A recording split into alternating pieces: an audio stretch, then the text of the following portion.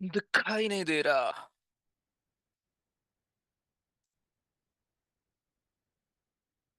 जय हिंद दोस्त। क्या हाल है? क्या हाल है? क्या हाल है? क्या हाल है? क्या हाल है? क्या हाल है? क्या हाल है? कैसे हो? कैसे हो? कैसे हो? भाई ठंड बहुत लग रही है यार। ठंड बहुत लग रही है ना? The real and fake stories are written. हाँ। अच्छा, इज कह रहे हो क्या? ग्रामेटिकली पूछ रहे हो क्या?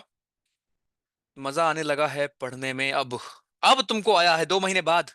अरे भाई। Do do do do do do do do do.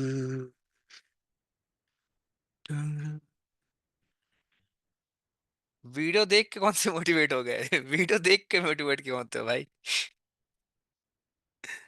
हम्म। एक ने एक लाइन भेजी हुई थी, मुझे बहुत सही लगी यार। ऑब्वियसली वो आपके लिए नहीं है, लेकिन बहुत सही लाइन है वो। आई नो किसी का रैप है। ये बोल रहे हैं क्या सुनाई नहीं दे रहा। मतलब it is not for you guys, it is for haters.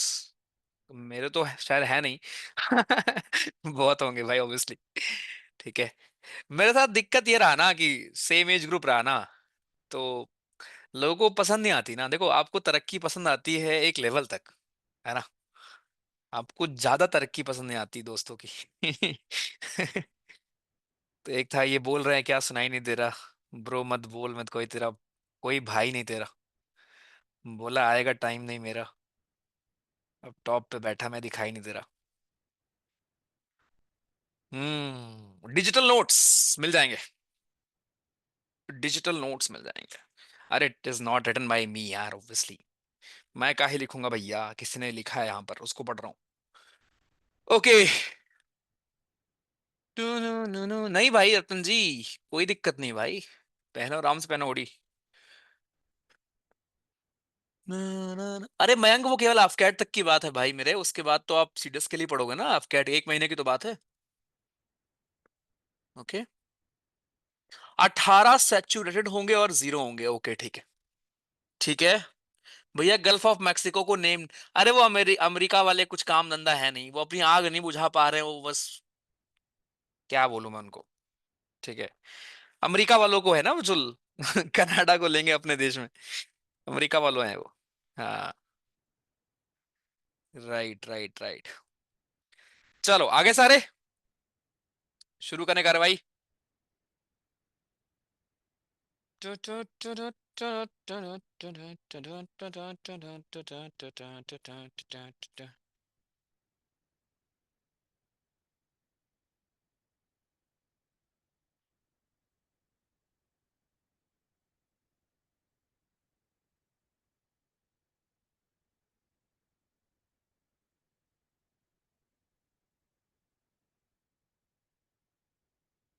शुरू कर रहे हैं। चलो। ओके। तो ये चैप्टर थोड़ा सा बेहतरीन चैप्टर है। राइट। नहीं, ये स्लाइड आस्तोष भैया नहीं बनाया। वो उस दिन काली इंग्लिश वाली क्लास के लिए था भाई। ठीक है। हुडीज अमेजन पे डाल दो, अब यही बचा है ना? अब मैं यही बेचूं, हुडी बेचूं, है ना? उसके बाद फिर क्या, ये सब मत करा करो मुझसे यार। ठीक है, मुझे भाई सब कुछ पसंद है, ठीक है। बस मुझे यही सब नहीं पसंद। साला जब मैंने शुरू किया था ना, आप हो मेरे साथ भाई, मैंने पहली चीज शुरू की थी, वो केवल नोट से स्टार्ट की थी, ठीक है। और वो तब था जब मुझे था भी नहीं कि मैं पढ़ाऊंगा भी नहीं पढ़ाऊंगा। ठीक है।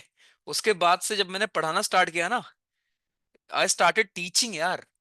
मैंने दुनिया को दिखाया कि मैं कैपेबल हूँ किस चीज में, टीचिंग है मेरी वो। ठीक है भैया। तो ये सब मत करो। नो, ये हुडी कर दो, ये कर दो, वो कर दो भाई, ये सब साइड चीजें हैं। मेन है जिससे तुम्हारा भला होगा वो ये होगा। हुडी से तुम्हारा भला नहीं होगा, वो बिजनेस होता है वो, ठीक है। कि हुडी कर दिया, एक टेस्ट सीरीज निकाल दी, उसका चार्ज रख लिया, ये रख लिया। वो चीज मैं तुम्हारे लिए कर सकता हूँ फ्री में भाई। ठीक है, अगर आप मुझे इतना पे करके यहाँ पे आ रहे हो, बाकी सब जीएसटी है, ठीक है, ये मत बोलना कि और पे किया है, बहुत मारूंगा। ठीक है, अगर आप इतना करके यहाँ पे आ रहे हो, चलो मान लिया 6 महीने के लिए आ रहे हो, मान लिया। राइट, ट्यूशन की फीस देखोगे तो बहुत ही कम है, but still it is more than sufficient to do every single thing. ठीक है भाई। तो ऐसा कुछ नहीं है कि हुडी भी कर दें, है ना, हुडी को भी लाइव कर दें, अलग से एक बिजनेस और क्रिएट कर लें, है ना, या हम नोट्स का भी एक चला दें। तुम्हें क्या लगता है, ये चुन्नू मुन्नू जितने घूम रहे हैं मार्केट में, अगर इन चुन्नू मुन्नू से लोग नोट्स खरीद सकते हैं, तो जिस दिन मुझे अगर वो चीज करनी हुई राइट, तो किस लेवल पे हो सकता है आपको पता है ना, है ना। ऑब्वियसली अपनी खुद की एक वो होती है ना डिसेंसी यार, कि नोट्स हो गया तुम्हारा, तुम्हारा ये हो गया वो, क्या कहते हैं, टेस्ट सीरीज फलाना ढिमाका, मतलब मैं तो एक दिन देख रहा था कि पहले एक्सेस के लिए भी पैसा लगता है, मतलब कि फर्स्ट एक्सेस जिसको चाहिए उसको एक्स्ट्रा पैसा, कि if you want first access for that let's take this. I am like भाई क्या भाई बना रखा है। चलो पढ़ते हैं, ठीक है। कोई पहला एक्सेस कुछ नहीं, सब बराबर पढ़ोगे, ठीक है। कोई पहला दूसरा तीसरा एक्सेस नहीं। लेट्स स्टार्ट दिस, ठीक है मेरे भाई, ठीक है। एम बस ये है कि हाँ, जिस दिन आप, मैं अभी भी आपको बोल रहा हूँ, आपका स्वागत है, हार्दिक स्वागत है, ठीक है। लखनऊ जब जब भी आए प्लीज आए, राइट। मेरा सौभाग्य होगा कि आप आए, घर वालों को लेके आओ यार, ठीक है। अभी मत आओ, अभी पढ़ाई करो, लेकिन जब भी आपका आना हो, ठीक है। मैं एग्री कर सकता हूँ एक चीज के लिए, मैं दिल से माफ करता हूँ, मतलब माफी आपकी चाहता हूँ, वो है कि आई नो कि आप फोन करते हो एट टाइम्स, मैं उठा नहीं पाता हूँ। I really hope you understand someday कि इट इज ह्यूमनली मेरे लिए पॉसिबल नहीं है। अगर आप मल्टीप्लाई भी कर लो ना, कि यार मल्टीप्लाइड बाई पर्सन, अगर मैं अपना 5 मिनट भी, अगेन मैं ग्रेटफुल हूँ उस चीज के लिए, मैं कंप्लेन ये नहीं कर रहा हूँ, ठीक है। I am grateful for this thing, ठीक है। मैं वो नहीं चाहता कि मैं एक बंदा रख लूँ उस काम के लिए, तो वो फिर वो खत्म हो जाएगा, ठीक है। मैं चाहता हूँ कि वो काम भी मैं करूँ, मैं वो भले मैं 1 मिनट बात करूँ, बट मैं ही करूँ बात। मे बी शायद आगे जाकर वो पॉसिबल ना हो मेरे लिए, राइट। बट अभी भी मैं चाहता हूँ कि शायद अगर मैं दिन में, अभी मैं दिन में शायद कभी 10 लोग, कभी 12 लोग, 15 लोग, किसी दिन भाई कुछ काम नहीं है, बहुत अच्छा है, सब लोग अच्छा चल रहा है, ऐसा चल रहा है ना, तो उस दिन भाई 20 लोग से बात हो गई, 25 लोग से बात होगी कॉल पे, राइट। तो बहुत सही होता है, मेरा भी दिन अच्छा हो जाता है यार, ठीक है। बट ऐसे भी दिन होते हैं जहाँ एक भी कॉल नहीं पिक करता मैं। ऐसे भी दिन होते हैं जहां पर बहुत प्रॉब्लम हो जाती है, ऐप के लेवल पर या ऑफलाइन के लेवल पर, है ना। आपको चीजें पता भी नहीं है दोस्त, बहुत सारी प्रॉब्लम्स मेरी लाइफ में, ठीक है। तो it is not humanly possible for me उस चीज में, तो प्लीज उसके लिए बस माफी है, रिप्लाई को लेकर, ठीक है। वो भी आई ट्राई की, इसलिए मैंने आपको पहले ही इस बार बोला था, देखो कि डाउट वाले में ना I will be taking help, क्योंकि मुझे मालूम है कि मेरे अकेले बस का नहीं है, ठीक है। इसलिए I told you straight away कि भाई डाउट वाले में I will be taking help. वहां भी आई नो कि हाँ बोलो कि भैया कि कभी कभी ऐसा भी होता है कि हाँ कर रखा है बट अभी रिप्लाई नहीं मिला, 2 दिन हो गए, प्लीज दोबारा कर देना, उसके लिए भी माफी है फिर से, ठीक। तो ये वो चीजें हैं जो मैंने बोलता हूँ कि हाँ मुझे पता है मुझे इंप्रूव करनी है यार, ठीक है। आई विल बी इंप्रूविंग यार इन चीजों को बस। तो आपका बिल्कुल स्वागत है यार, आप जब भी लखनऊ आओ, अभी वो एड्रेस अपडेट हो जाएगा यार, एड्रेस अभी हुआ नहीं है। गोमती नगर एक्सटेंशन में है, अगर कोई लखनऊ के आसपास का होगा उसको पता होगा। प्लासियो मॉल है एक, उसके पास है, ठीक है। सो आप आएंगे, हुडी अवेलेबल होगी, और है अभी तो है ही है, ठीक है। और रहेगी, ऐसा कुछ नहीं है कि मैं तुमको बोल दूंगा हुडी अवेलेबल नहीं है ठीक है। तो और अब तो गर्मी आने वाली है, तो आराम से मस्त टी शर्ट लेके जाना, ठीक है। तो अगर आप कैंपस आते हो, ठीक है, आराम से लेके जाओ, ऐसा कुछ नहीं। तो ऐसा कभी नहीं होने वाला कि मैं अमेजन पे डाल के सेल चला दूं, ये कर दूं वो कर दूं, किताब कॉपी पेंसिल किताब बेचने लगूं, ये सब नहीं करने वाले, ठीक है। अभी बढ़ते हैं, चलो। ओके, जय हिंद भाइयों, शुरू करते हैं। एटम एंड मॉलिक्यूल ये हमारा टॉपिक है, राइट भाइयों। आज का टॉपिक है हमारा एटम एंड मॉलिक्यूल, ये पढ़ने वाले हैं। 2 दिन से मैं लेक्चरेट आपको नहीं कर रहा हूं, उसके लिए भी माफी है, ठीक है। कल से मैं पहले 5 मिनट स्टार्ट कर दूंगा क्लास। प्लीज जिसको लेक्चरेट के लिए मैं बोल रहा हूँ 2-3 दिन से, एक दो नाम है मेरे माइंड में, ठीक है। वो लोग प्लीज पहले आकर लेक्चर यहाँ पर दे दिया करो, ठीक है। आपका थोड़ा सा हेल्प हो जाएगा। तो एटम्स एंड मॉलिक्यूल, अभी मैं आपको एटम पढ़ा के गया था कि एटम हमारे क्या होते हैं, उन्हीं एटम से मिलकर हमारा क्या बनता है, एलिमेंट बनता है। एक एलिमेंट में एक प्रकार के हमारे एटम होते हैं, ये आपने पढ़ा था। जो हमारा कंपाउंड होता है उसमें क्या होता है, हमारे कंपाउंड में आपका ये होता है भाइयों, हमारे कंपाउंड में आपके डिफरेंट डिफरेंट प्रकार के एटम्स होते हैं।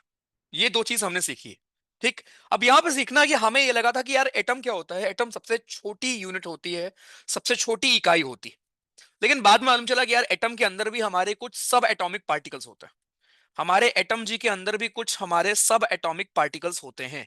एटम के अंदर भी कुछ सब एटॉमिक पार्टिकल्स होते हैं। सब एटॉमिक पार्टिकल, पता है एट टाइम्स मैंने कुछ लोगों को डांटा भी है फोन पे, और बिलीव मी मतलब भाई बहुत बुरा लगता है उसके बाद कि भाई नहीं डांटना चाहिए था, ठीक है। बिकॉज मुझे पता है मेरा टीचर अगर मुझे डांट देगा तो भाई मुझे बहुत बुरा लगेगा वो। तो मैंने उसके बाद कॉल करके फिर वैसे बोला भी है कि हाँ भाई यार ठीक है, कि परेशान मत हो, ऐसा ऐसा है, क्लास में था उस टाइम। अब सोचो मैं क्लास ले रहा हूँ ऑफलाइन, ऐसा हूँ, अब बार बार कोई फोन करेगा बार बार, तो मैं कट कर रहा हूँ, कट कर रहा हूँ, कट कर रहा हूँ, कट कर रहा हूँ, कट कर रहा हूँ।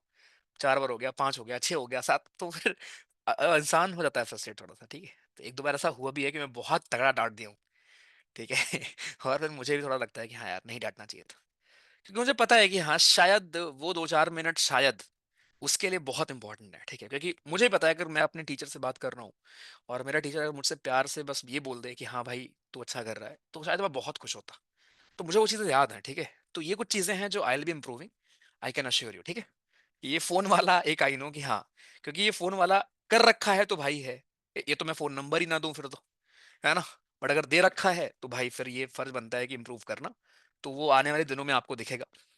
लेकिन हाँ बस एक चीज़ है, एक गुजारिश है कि जैसे क्लास खत्म होती है, कुछ 4-5 हमारे हैं जो तुरंत कॉल कर लेते हैं, भैया क्लास खत्म होने के बाद, जिस दिन मैं ऑफिस से क्लास लेता हूँ मुझे घर जाना होता है, ठीक है, और वॉशरूम भी यूज करना होता है कंप्यूटर बंद करके। तो प्लीज उधर मत कर दिया करो, ठीक। बस उधर रुक जाया करो, सच बता रहा हूँ। मतलब भगवान कसम, मैंने कितने लोग को बोला होगा भाई रुक जा भाई, क्लास खत्म हुई है भाई, वॉशरूम तो कर लेने दो भाई। कसम भगवान बता रहा हूँ, मैंने कितनों को ये बोल के फोन कट किया है। और पता भी होगा जितनों फोन किया है यहाँ पर उनको मालूम है किनकी मैं बात कर रहा हूँ। तो बस ये ना क्या करो, बाकी तो कुछ भी क्या करो। बाकी किसी टाइम क्या करो। चलो आ जाओ। कोई टाइम सेट नहीं होगा, टाइम सेट होगा तो सब बिजी बिजी बिजी बताएगा, जितने लोग तुम यहाँ पे हो ना, टाइम सेट कर देंगे तो कोई कॉल किसी का कॉल नहीं लगेगा। एटम मतलब दोपहर नहीं किया करो, बस ये है हाँ। सब एटॉमिक आपका भाइयों, अब देखो एटम में ध्यान रखना कि एटम जो आपके होते हैं, एटम आपका क्या होता है, एटम एटम आपका है राइट। एटम के अंदर भाइयों आपके कुछ सब एटॉमिक पार्टिकल होता है। सब एटॉमिक पार्टिकल का मतलब क्या हुआ, सब एटॉमिक पार्टिकल का मतलब ये होता है कुछ आपके एटम से छोटे पार्टिकल, राइट। एटम से हमारे, अब ये जो अभी कर रहा है ना, ब्लॉक कर दूंगा तुम्हारा नंबर में। सब एटॉमिक पार्टिकल, राइट, एटम से छोटे जो आपके पार्टिकल होते हैं उनको भाइयों हम कहते हैं सब एटॉमिक पार्टिकल। अब ध्यान देना, सब एटॉमिक पार्टिकल हमारे होते हैं एटम से छोटे पार्टिकल जो आपके होते हैं, इनके नाम अपने को देखना है भाइयों, एक बार देख लेते हैं। तो अपने जो सब एटॉमिक पार्टिकल होते हैं वो दो प्रकार के होते हैं, आइए देखिए। पहले आपने देखा कि एटम हमारे हैं, अब जो हमारे सब एटॉमिक पार्टिकल है, एक बार नाम लिख लो, एक बार एग्जाम में हमारे नाम पूछा था। सब एटॉमिक पार्टिकल दो प्रकार के होते हैं, एक आपके होते हैं composite particle, composite particles, composite particles, composite particles भाइयों। और दूसरे हमारे होते हैं एलिमेंट्री पार्टिकल्स, एलिमेंट्री पार्टिकल्स, ठीक है। कंपोजिट पार्टिकल्स और हमारे एलिमेंट्री पार्टिकल्स, ठीक।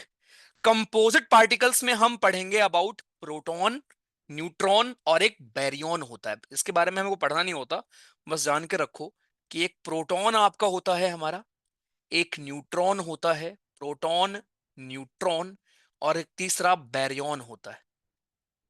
Baryon is also your composite particle, ठीक।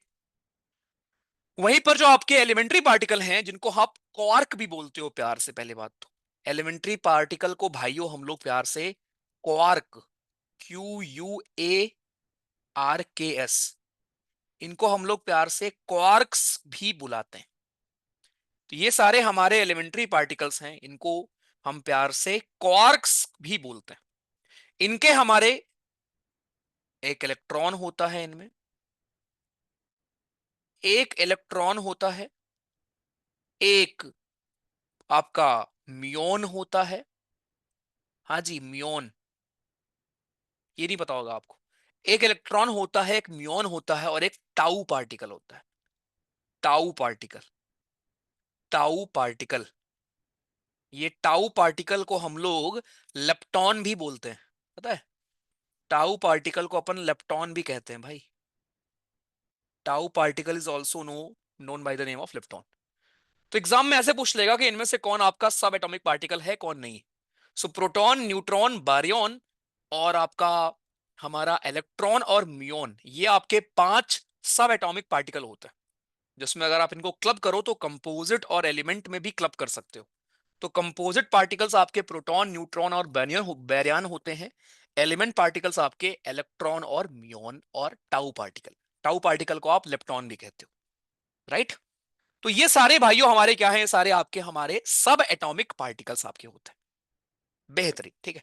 तो पहले हमने पढ़ा, जैसे आपने पढ़ा था ना सेल, हमने पढ़ा हुआ था सेल कि भैया सेल के अंदर न्यूक्लियस होता है, उसके अलावा आपका हमारा क्या होता है, न्यूक्लियस के अलावा क्या होता था, न्यूक्लियस के अलावा साइटोप्लाज्म होता है जहां पर you find ER, Golgi apparatus, Golgi apparatus you can recall lysosome, जिसमें आपका हमारा हाइड्रोलिटिक एंजाइम्स होते हैं जो कि आपको डाइजेस्ट क्या क्या करता है, सब ध्यान रखना। तो सिमिलरली आपका यहां पर आपके जो एटम्स हैं, एटम्स के अंदर यू विल फाइंड सब एटॉमिक पार्टिकल्स।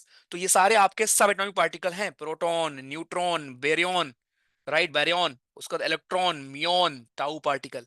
ये आपके 6 सब एटॉमिक पार्टिकल्स हमारे होते हैं। ठीक है, ध्यान रखेंगे। तो हम एटम्स एंड मॉलिक्यूल्स के बारे में यहां पर पढ़ने वाले हैं कि एटम और मॉलिक्यूल जी में हमारे क्या अंतर है, क्या बेसिक फर्क होता है आपके एटम वर्सेस मॉलिक्यूल। अगर हम देखें एटम वर्सेस मॉलिक्यूल में एक बेसिक बेसिक अगर मैं आपको अंतर बताऊं, ये चैप्टर में वही है, अगर मैं आपको एक बेसिक टेबल में अंतर बताऊं, तो एटम वो स्मॉलेस्ट यूनिट होता है मैटर का, राइट। मॉलिक्यूल जो होता है वो ग्रुप आपका होता है आपके एटम्स का, बस खत्म, इतना ही होता। मॉलिक्यूल में आपके ग्रुप होता है एटम का। अब यहां पर यह है कि मॉलिक्यूल में भाइयों आपके दो सेम एटम का भी ग्रुप हो सकता है। ठीक है, मॉलिक्यूल में दो सेम एटम का भी ग्रुप हो सकता है, जैसे मान लो आपका हो गया O2। एक सेकंड, थोड़ा कहीं ना खाली जगह चाहिए यार, अब यहां से समझाता हूं, ठीक है। जैसे मान लो, ध्यान से देखना, एटम क्या होता है आपने समझ लिया है, ठीक है। एटम्स आपको पता है कि भाई किसी भी इंडिविजुअल एलिमेंट का हमारा एटम, हाइड्रोजन का हो गया, ऑक्सीजन का हो गया, है ना, कार्बन का हो गया। सो हाइड्रोजन, ऑक्सीजन, कार्बन, ये तो आपको मालूम है, hydrogen, oxygen, carbon. But what about molecules? Molecules की क्या कहानी? मॉलिक्यूल्स में आपका क्या है? सो मॉलिक्यूल्स हमारे क्या होते हैं, आपके ग्रुप ऑफ एटम्स। मॉलिक्यूल्स हमारे होते हैं group of atoms, group of atoms, right, जो साथ में बॉन्डेड होते हैं, बॉन्डेड टुगेदर, बॉन्डेड टुगेदर। सो हमारे मॉलिक्यूल्स होते हैं आपके ऐसे ग्रुप ऑफ एटम जो साथ में होते हैं बॉन्डेड। अंतर बस ये है कि मॉलिक्यूल में भाइयों क्या होता है ना, मॉलिक्यूल में आपके दो या दो से ज्यादा एटम होते हैं, और ये आपके सेम एटम हो सकते हैं या फिर डिफरेंट एलिमेंट के एटम भी हो सकते हैं। सेम एलिमेंट के एटम भी हो सकते हैं, सेम एलिमेंट के एटम भी हो सकते हैं, सेम एलिमेंट के एटम भी हो सकते हैं, और डिफरेंट एलिमेंट के एटम भी हो सकते हैं। एग्जाम्पल से आप समझ जाओगे। जैसे अगर मैं भाइयों आपको एग्जांपल दूं, सेम एलिमेंट के एटम, ऑक्सीजन, खाली O था तो वो आपका एटम था, डाई ऑक्सीजन यहां पर देखो O2, तो ये आपका हमारा मॉलिक्यूल हो गया। किसका? ये ऑक्सीजन का मॉलिक्यूल है, और ये खाली ऑक्सीजन का एटम है, राइट। हाइड्रोजन देखो H2, तो ये आपके देखो सेम एलिमेंट के मॉलिक्यूल्स हैं। और यहां पर अगर मैं इसको ऐसे बना दूं तो H2, वही है, कंपाउंड ही तो है, ये है तो कंपाउंड ही। बस कंपाउंड में क्या होता है आपके मल्टीपल एटम। अरे टिश्यू यार, एटम को आप रिलेट करो सेल से, मॉलिक्यूल को रिलेट करो टिश्यू से। टिश्यू में क्या था, टिश्यू में आपके ढेर सारे सेल होते हैं। ऐसे ही केमिस्ट्री में क्या होता है, एटम और मॉलिक्यूल होते हैं। एटम का मतलब सेल, मॉलिक्यूल का मतलब टिश्यू। तो बहुत सारे आपके एटम्स मिलकर मॉलिक्यूल बनाते हैं। अब बहुत सारे एटम सेम एलिमेंट के अगर होंगे, राइट, तो भी हो सकते हैं, मल्टीपल एलिमेंट के भी हो सकते हैं। सेम एलिमेंट के होंगे तो ऐसे दिखेंगे हमको, और अगर डिफरेंट डिफरेंट एलिमेंट के होंगे तो ऐसे दिखेंगे हमको। डिफरेंट एलिमेंट के होंगे देखो ऐसे दिखेंगे, राइट। ये है आपका भाइयों अंतर, ध्यान रखिए। आइए, अब इसके ऊपर दो नियम हमारे होते हैं, दो तीन नियम एक बार देख लेते हैं। पहला आपका law of conservation of mass, और दूसरा है law of constant proportion. So law of conservation of mass ये कहता है, जो अब एक बहुत ही आइडियल हमारा रूल है, कि भैया मास ना तो क्रिएट किया जा सकता है ना ही डिस्ट्रॉय किया जा सकता है। सेम गोस फॉर एनर्जी, कि एनर्जी को ना तो हम क्रिएट कर सकते हैं ना ही आप डिस्ट्रॉय कर सकते हो।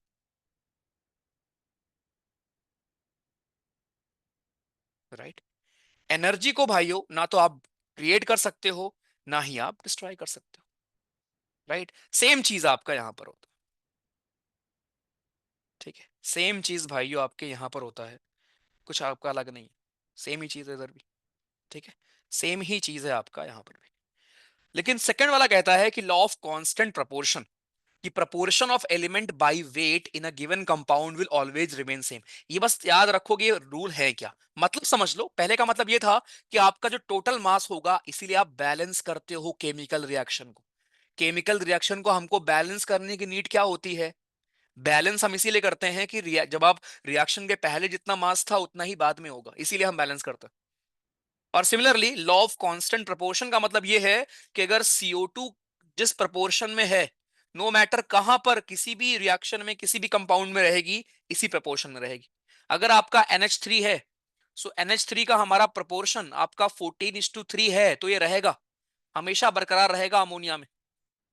यही रेशियो हमेशा बरकरार रहेगा। H2O का आपका जो रेशियो है वही हमेशा बरकरार रहेगा, 2:16 और 1:8। ये रेशियो आपका हमेशा बरकरार रहने वाला है, नो मैटर व्हाट। ठीक है, इसको हम कहते हैं लॉ ऑफ कांस्टेंट प्रोपोर्शन। तो ये दो नियम आपके हैं जो अपने को ध्यान रखना है। अच्छा, यहीं पर ना एक नोबेल गैस का कॉन्सेप्ट है, वो सीख लेते हैं, उसके बाद चलते हैं। तो भाइयों क्या होता है ना, आपके एक हमारी इनर्ट गैस होती है, ऑल्दो जब मैं आपको पढ़ाऊंगा ना अलग अलग पीरियड अलग अलग ग्रुप, तो आप जानोगे कि इनर्ट गैस क्या होती है, ग्रुप 18 क्या होता है। लेकिन अभी समझ लो कि हमारे वो लोग जो इस मोह माया से मुक्त हो रखे हैं, हमारे पीरियोडिक टेबल में या हमारे कुछ ऐसे एलिमेंट भी हैं, हमारे ब्रह्मांड में कुछ ऐसे एलिमेंट भी हैं जिनको इस मोह माया से कोई दिक्कत नहीं। ये सारे बनारस के वासी हैं, ये सारे लोग बनारस के घाटों में रहते हैं, बनारस में रहते हैं सारे लोग। इनको मोह माया से कोई वास्ता नहीं है, इनका मोह माया से, मोह माया से इनका दूर दूर तक भाइयों कोई वास्ता नहीं। सो इनको हम इनर्ट गैस या फिर नोबेल गैस कहते हैं, इनको हम इनर्ट गैस या फिर नोबेल गैस कहते हैं।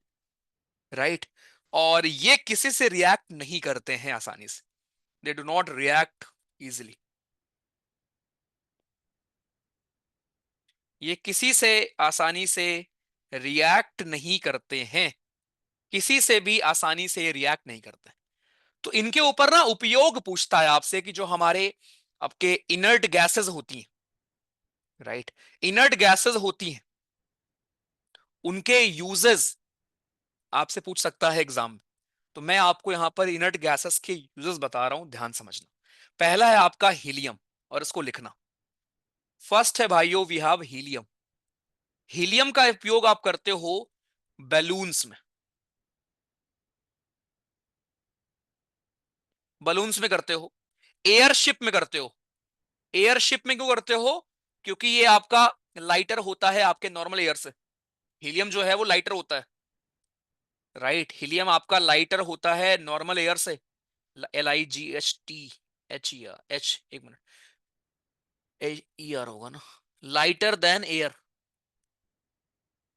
ओके, सो हीलियम, हीलियम जो है आपका ये नॉर्मल बलून्स में या एयरशिप्स में आप इसको इस्तेमाल करते हो, गैस शील्ड में आप इस्तेमाल करते हो, और आप as a cooling reactor use करते हो इसको। न्यूक्लियर रिएक्टर में एज अ मीडियम यूज करते हो इसको, ये तो पता ही होगा आपको। न्यूक्लियर रिएक्टर में as a cooling gas use करते हैं हम लोग इसको, कूलिंग गैस के फॉर्म में इसको हम यूज करते हैं कहां पर? न्यूक्लियर रिएक्टर्स में भी, न्यूक्लियर रिएक्टर में हम यूज करते हैं एज अ कूलिंग गैस के फॉर्म में। वेरी वेरी इंपॉर्टेंट भाइयों। पहला पॉइंट ये हो गया। दूसरा point, neon gas. Neon gas का इस्तेमाल हम लोग करते हैं एडवर्टाइजिंग बोर्ड्स में। एडवर्टाइजिंग बोर्ड जो भी हमारे होते हैं, एडवर्टाइजिंग बोर्ड्स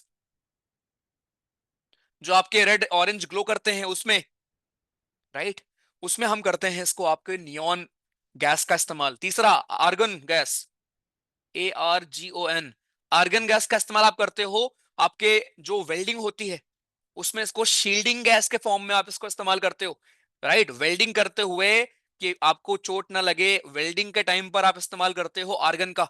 जो हमारे फ्लोरोसेंट लाइट बल्ब होता है आर्गन से फिल्ड होता है, जो आपका हमारा fluorescent fluorescent fluorescent light bulb होता है, राइट, उसमें आर्गन होता है, क्यों पता है? ये प्रिवेंट करता है तुम्हारे फिलामेंट को करोड होने से। सब चीज लिख रहा हूं, यहां से बाहर कुछ नहीं आएगा। It prevents your filament corrosion. Exam में ये आया हुआ है एक बार कि भैया तुम्हारा ऑर्गन गैस जरा बताओ कि ऑर्गन गैस क्यों हम यूज करते हैं लाइट बल्ब के अंदर, क्योंकि फिलामेंट को करोड होने से रोकता है। ठीक है, ओके। तीसरा आपका है हमारा, हो गया ना, हीलियम हो गया, नियॉन हो गया, आर्गन, क्रिप्टॉन। क्रिप्टॉन, क्रिप्टॉन का यूज आप करते हो आपके जो एयरपोर्ट्स पर लाइटिंग होती है। एयरपोर्ट्स पर जो हमारी लाइटिंग होती है, एयरपोर्ट्स लाइटिंग, एयरपोर्ट्स पर जो हमारी लाइटिंग होती है, हाई परफॉर्मेंस लाइटिंग कहते हैं उसको हम। राइट, उसको हम कहते हैं high performance lighting. Even photography की लाइटिंग्स जो आपकी होती हैं, फोटोग्राफी में भी आप इसको इस्तेमाल करते हैं, किसको? क्रिप्टॉन को। सो एयरपोर्ट्स की लाइटिंग में, फोटोग्राफी में आप इसको इस्तेमाल करते हैं। Then we have xenon. Xenon same कहानी आपके जेनॉन के साथ भी है एंड रेडॉन के साथ भी है। जेनॉन जो हमारा है, जेनॉन को भी आप, इवन जेनॉन को आप कार के हेडलाइट्स में भी इस्तेमाल करते हो। कार के हेडलाइट्स में इस्तेमाल करते हो, हेडलाइट्स। ठीक, फ्लैश के लैंप में इस्तेमाल करते हो, फ्लैश लैंप। फोटोग्राफी में जो फ्लैश लैंप होती है ना, उसमें आप जेनॉन को इस्तेमाल कर लेते हो। Then we have radon. Right, तो रेडॉन का इस्तेमाल वैसे अगेन उतना कुछ नहीं है, बहुत रेयर है। बट इसका इस्तेमाल पहले कैंसर थेरेपी में भी होता था, रेडियो एक्टिविटी में होता है इसका इस्तेमाल, रेडियो एक्टिविटी में होता है। राइट, पहले इसका इस्तेमाल कैंसर थेरेपी में होता था। तो ये ना किसका इस्तेमाल भाइयों कहाँ होता है, जल्दी से लिख डालो उसको, जल्दी से कॉपी में अपने। हम्म,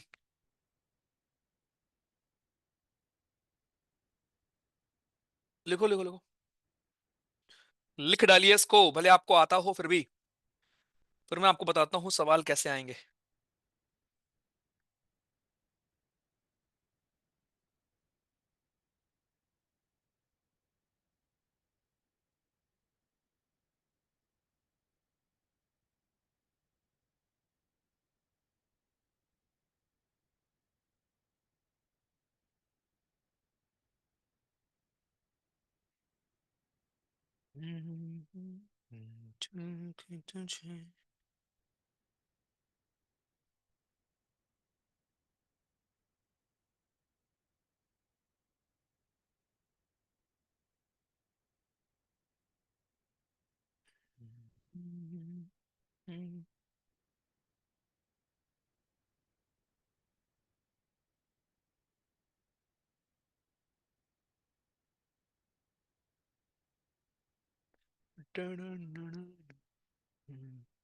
लिखो एंड एक बार रीड करो जल्दी।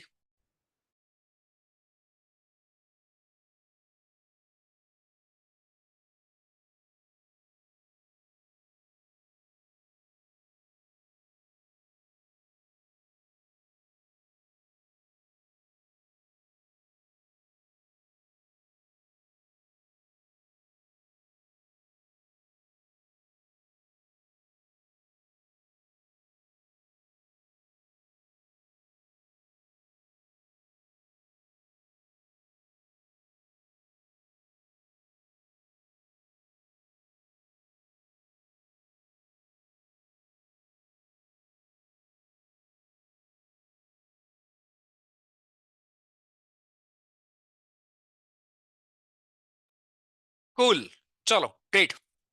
तो ये टॉपिक यहाँ का नहीं था, बट अगेन ऐसे हमें याद आ गया, और जरूरी था ये पढ़ना, बिकॉज ये हम ऐसे पढ़ते नहीं है, ठीक है? तो इसको प्लीज ध्यान रखना। चलो, सो एटम एंड मॉलिक्यूल टॉपिक हमारा है भैया। तो एटम हमें पता है, इसको हम बेसिक बिल्डिंग ब्लॉक कहते हैं।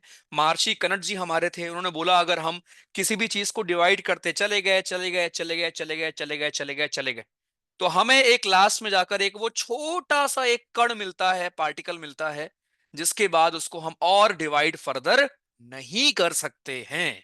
उसी को हम एटम कहते हैं।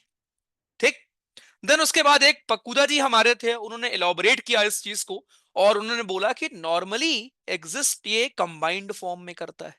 देन आपके डिमोक्रिटस जी और ल्यूकिपस जी ने सजेस्ट किया कि अगर हम डिवाइड करते चले जाएंगे चले जाएंगे चले जाएंगे तो एक स्टेज आएगा when particles obtained can not be further divided.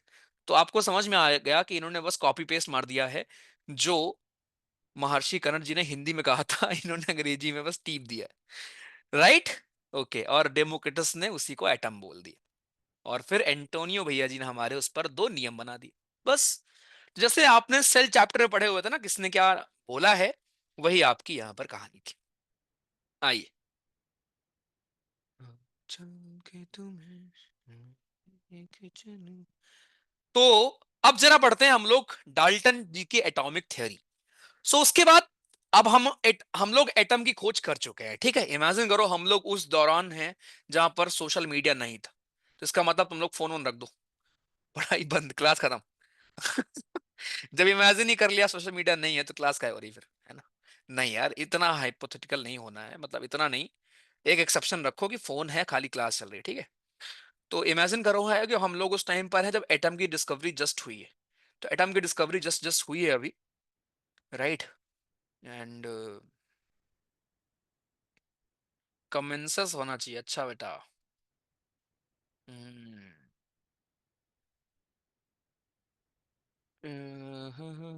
Aeroplane में कौन सा फ्यूल यूज करते हैं?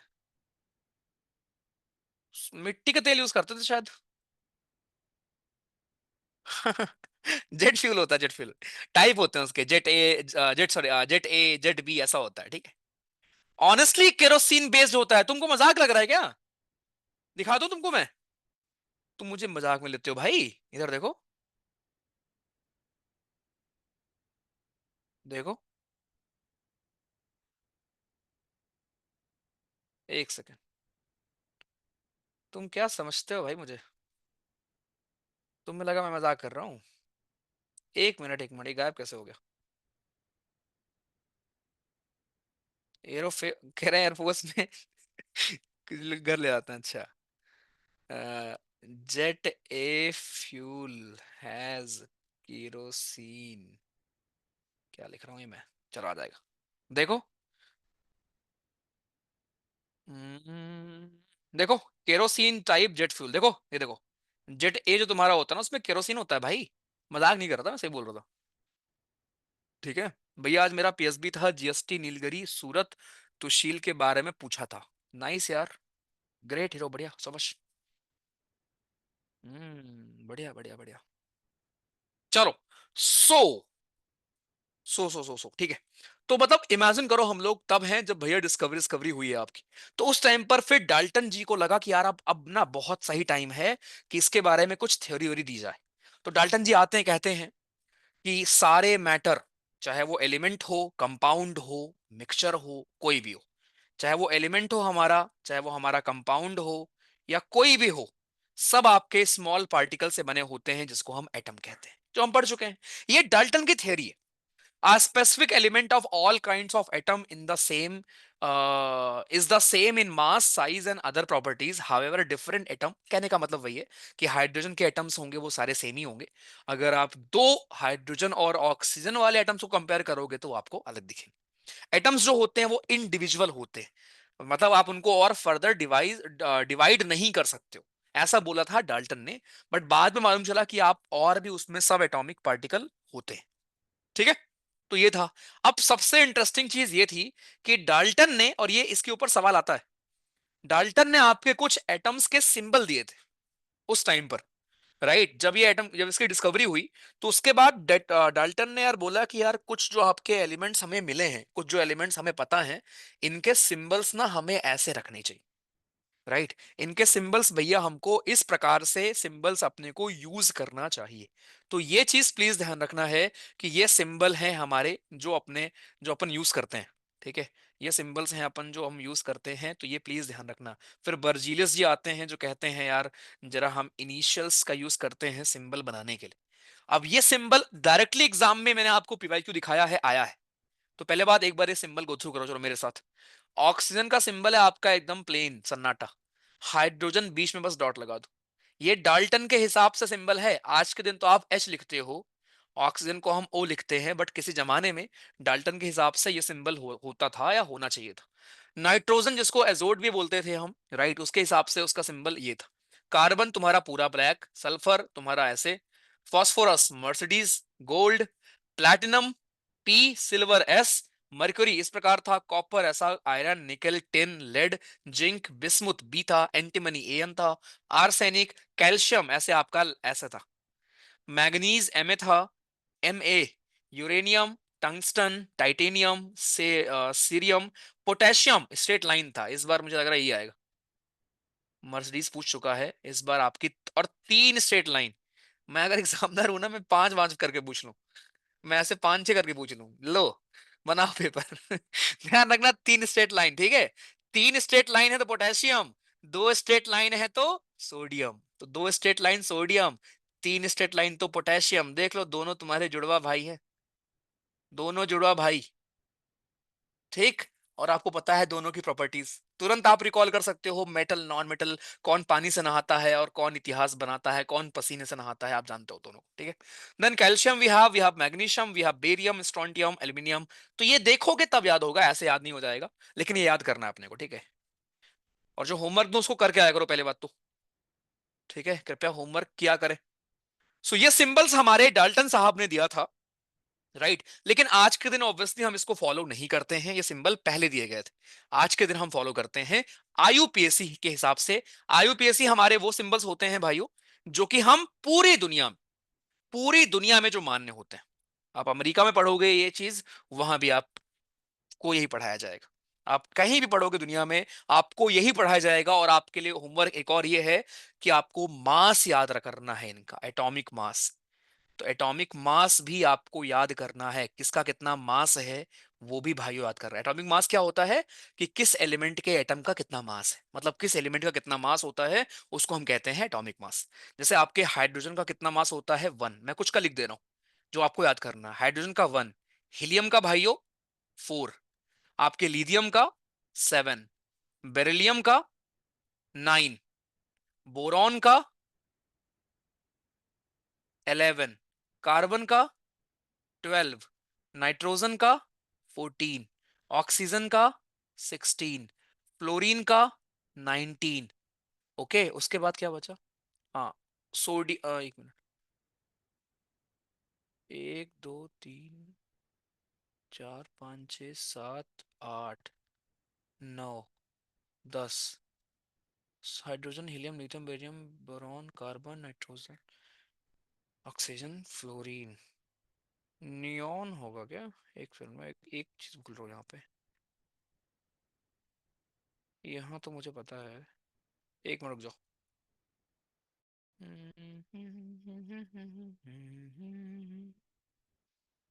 27 होगा, ठीक है, एल्यूमिनियम का।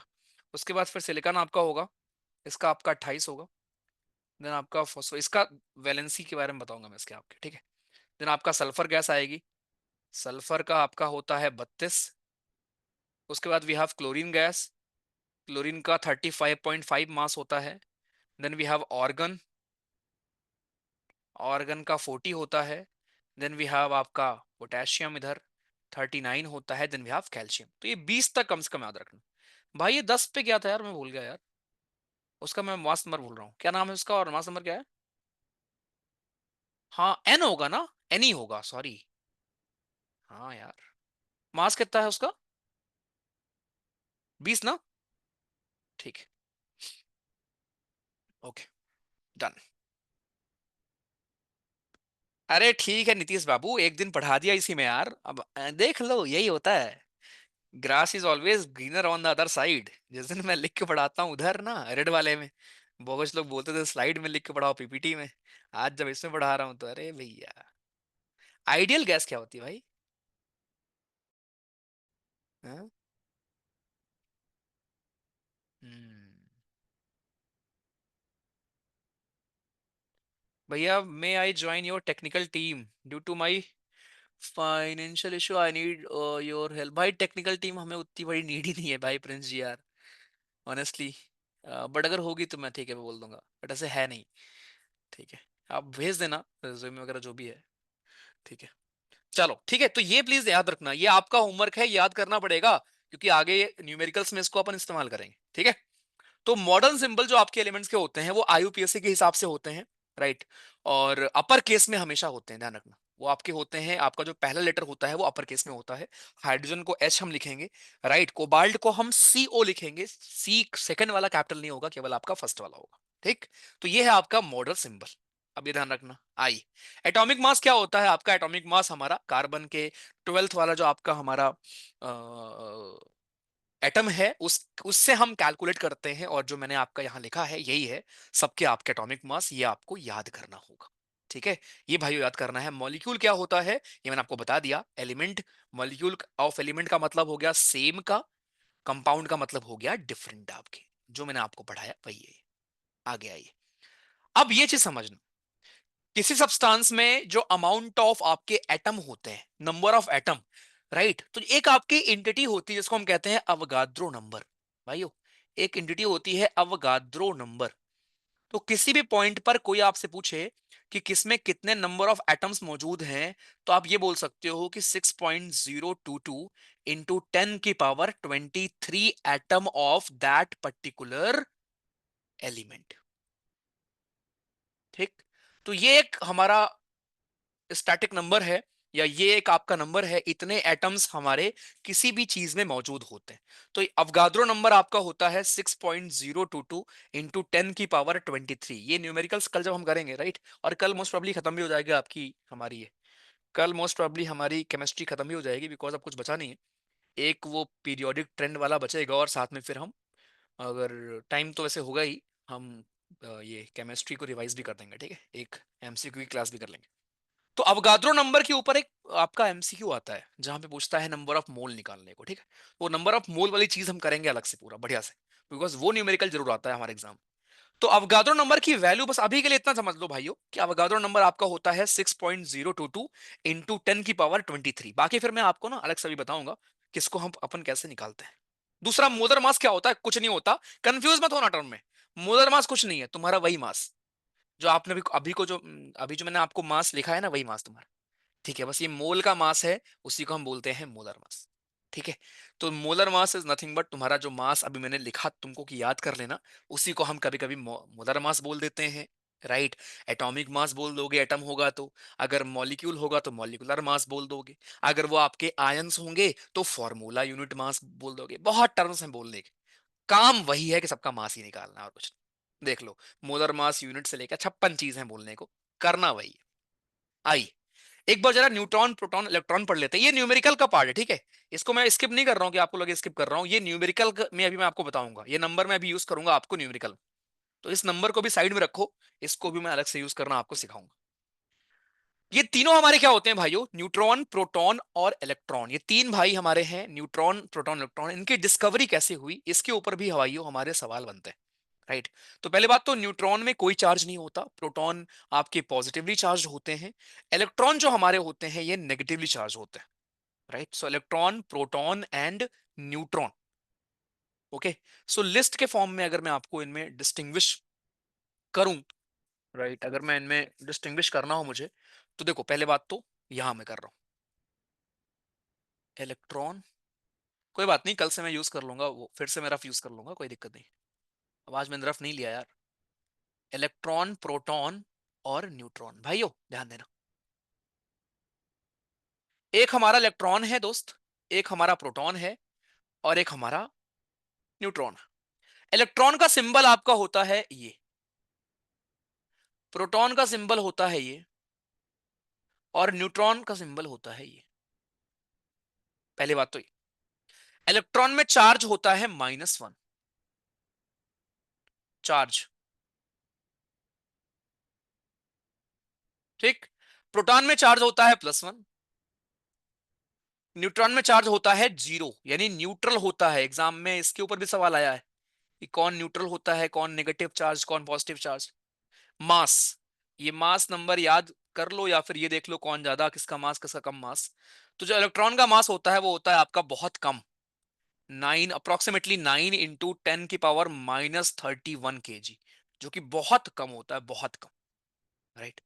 प्रोटॉन का मास आपका लगभग होता है 1.6 इंटू 10⁻⁻27 kg, और ये भी सेम ही होता है 1.6 इंटू 10⁻⁻27 kg।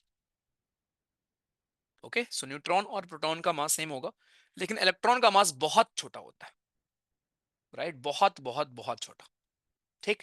अब सबसे ज्यादा कंफ्यूजन ये होता है लोगों को कि भैया इलेक्ट्रॉन मिलते कहाँ हैं? ठीक, इलेक्ट्रॉन कहाँ मिलते हैं, बहुत लोग को नहीं पता कि इलेक्ट्रॉन कहाँ मिलते हैं, प्रोटॉन कहाँ मिलते हैं, न्यूट्रॉन कहाँ मिलते हैं। देखो, अगर भाइयों ये आपका अगर ये आपका कोई एटम है, सीख लो, ये सब किताबों में नहीं लिखा है आपके। अगर ये आपका एटम है तो यहां भी न्यूक्लियस है। अब यहां भी न्यूक्लियस होता है, ठीक है, जैसे आपके बायो में न्यूक्लियस होता है, यहां भी न्यूक्लियस की खोज की गई थी। अभी मैं आपको बताऊंगा कि न्यूक्लियस की खोज किसने की थी, और न्यूक्लियस की खोज हुई कैसे थी, वो गोल्ड वाला एक्सपेरिमेंट कैसे हुआ था, सब बताऊंगा। सो ये आपका न्यूक्लियस यहां भी है भाइयों, this is also your nucleus. अब इनकी लोकेशन जरा समझते हैं कि इलेक्ट्रॉन, प्रोटॉन और न्यूट्रॉन जी हमारे हैं कहां पर। देखो, जो इलेक्ट्रॉन आपका होता है वो होता है न्यूक्लियस के आउटसाइड, यहां पर अलग अलग आपके हमारे एनर्जी लेवल्स होते हैं। यहां पर यू विल फाइंड आपके इलेक्ट्रॉन्स, इलेक्ट्रॉन्स हमारे यहां पर घूम रहे होते हैं। सो इलेक्ट्रॉन्स तो बाहर होंगे भाई, देखो, इलेक्ट्रॉन्स तो आपके होंगे बाहर, पहली बात तो ये, इलेक्ट्रॉन्स हमारे होते हैं न्यूक्लियस के बाहर, आउटसाइड द न्यूक्लियस। प्रोटॉन जो होते हैं वो इनसाइड होता है न्यूक्लियस के, inside the nucleus, very important, inside the nucleus. Proton आपका न्यूक्लियस के अंदर होता है, और न्यूट्रॉन भी न्यूक्लियस के अंदर होता है।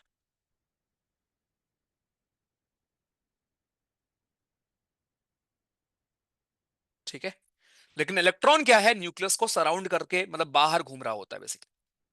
ठीक। इलेक्ट्रॉन को डिस्कवर किया था जे जे थॉमसन जी ने, जे जे थॉमसन भैया ने इसको डिस्कवर किया था। जे जे थॉमसन जी ने डिस्कवर किया इलेक्ट्रॉन को आपके। रदरफोर्ड साहब ने डिस्कवर किया प्रोटॉन को, रदरफोर्ड साहब ने डिस्कवर किया प्रोटॉन को, और चैडविक ने डिस्कवर किया था न्यूट्रॉन, चैडविक ने डिस्कवर किया न्यूट्रॉन को आपके। ठीक है, ये चीज भी भाइयों प्लीज ध्यान रखें बस। सो न्यूट्रॉन, प्रोटॉन, इलेक्ट्रॉन, अंतर से लेकर सब कुछ मैंने यहां क्लियर कर दिया, प्लस लोकेशन कौन कहां पाया जाता है। आपका प्रोटॉन अंदर, न्यूट्रॉन अंदर, लेकिन जो हमारे इलेक्ट्रॉन हैं वो बाहर होते हैं। ये चीज भूलना नहीं, वरना एग्जाम में भैया जी कंफ्यूज कर देगा। आइए अब जरा समझते हैं कि जे भैया ने इलेक्ट्रॉन की डिस्कवरी की कैसे होगी। ये जो इलेक्ट्रॉन की खोज हमारे जे थॉमसन जी ने की है, वो खोज हुई कैसे, बिकॉज वहां से भी सवाल आते हैं। तो एक जैसे एक इलेक्ट्रॉन की खोज जे थॉमसन जी ने एक दिन देखा वाटरमेलन, या इसको हम लोग प्लम प्लडिंग मॉडल भी कहते हैं, इसको हम लोग प्लम प्लडिंग मॉडल भी कहते हैं, plum pudding model, plum pudding model. कभी आपने खीर खाई है, खीर खाई होगी, जैसे खीर होता है ना, खीर, खीर में बीच बीच में ड्राई फ्रूट होता है ना, खीर में बीच बीच में ड्राई फ्रूट होता है। तो थॉमसन भैया ने जब देखा एटम को, तो थॉमसन ने बोला यार कि यार जैसे ना एक पडिंग होती है, पडिंग, पडिंग यार अमीर लोग खाते हैं, बट जैसे या समझ लो वाटरमेलन, वाटरमेलन में देखो जैसे आपके ना बीच बीच में बीज होते हैं, बीज, ऐसे बीज की तरह आपके इलेक्ट्रॉन्स फैले होते हैं एटम के अंदर। ओके, ऐसे बीज की तरह ही आपके एटम्स फैले होते हैं। तो जे थॉमसन जी ने आपके ये बोला था, थॉमसन का जो आपका प्लम पडिंग मॉडल था, उससे डिस्कवरी हुई थी इलेक्ट्रॉन की। और प्लम पडिंग मॉडल में था क्या, कि आपका ऐसे पडिंग देखा, या फिर वाटरमेलन की तरह समझ लो उसको, कि जिसमें कि आपके ऐसे इलेक्ट्रॉन्स हमारे से फैले हुए हैं। और ये बोला गया कि इलेक्ट्रॉन्स आपके नंबर ऑफ, कि हमारे एटम के अंदर नंबर ऑफ इलेक्ट्रॉन्स और नंबर ऑफ प्रोटॉन्स बराबर होते हैं, तभी आपका जो हमारा वो एटम है वो न्यूट्रल होता है, इसीलिए, क्योंकि नंबर ऑफ इलेक्ट्रॉन और नंबर ऑफ प्रोटॉन हमेशा बराबर होता है। ठीक है, तो ये था आपका प्लम पडिंग मॉडल। इस तरीके से आपकी डिस्कवरी हुई थी किसकी, इलेक्ट्रॉन की। नाउ सबसे इंपॉर्टेंट हमारे था डिस्कवरी आपके हमारे न्यूक्लियस की, कि न्यूक्लियस की डिस्कवरी भाइयों कैसे हुई थी। तो इसका बड़ा फेमस हमारा गोल्ड फॉइल का आपका एक एक्सपेरिमेंट होता है जो आप सब जानते हो, राइट, जिसमें क्या हुआ था भाई, आइए देखिए। तो रदरफोर्ड जी का हमारा एक अल्फा पार्टिकल का गोल्ड फॉइल का एक्सपेरिमेंट है, एक बार पढ़ लेते हैं बिकॉज इंपॉर्टेंट है। इसमें वो यूज करते हैं fast moving alpha particle, right. So gold foil, एक मिनट जरा मैं चार्जिंग पे लगा लेता हूँ उसको यार, रुक जाओ, एक मिनट देना बस मुझे। बड़ा आसान सा है यार ये, ठीक है, खत्म करते हैं इसको, चार्जिंग लगा लूं मैं।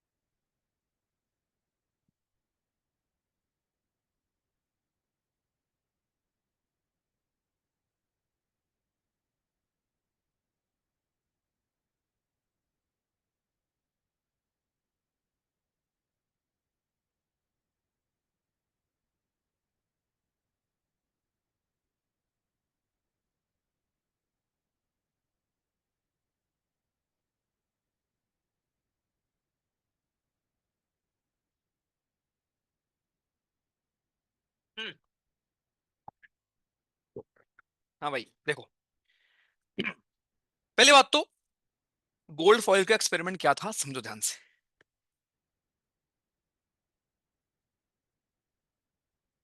यहां मैं लिख दे रहा हूं शॉर्ट में।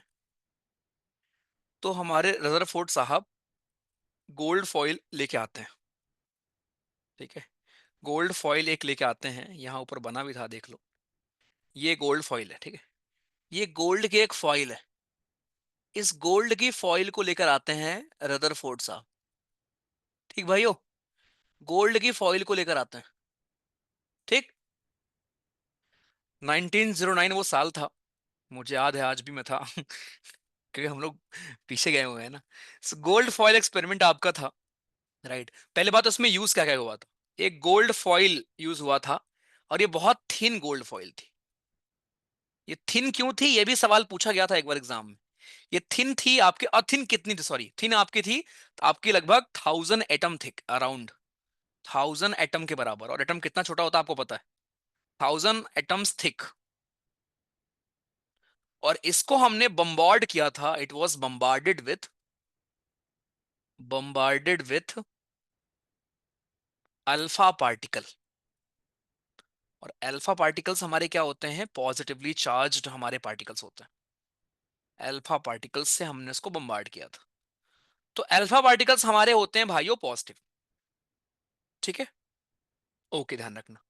तो इतनी चीजें थी, और एक हमने यहां पर डिटेक्टर लगा रखा था, एक आपकी फ्लोरोसेंट स्क्रीन थी, जिससे हम पकड़ पाए कि यार कोई भी चीज डिफ्लेक्ट हो रही है तो उसको हम रोक पाए।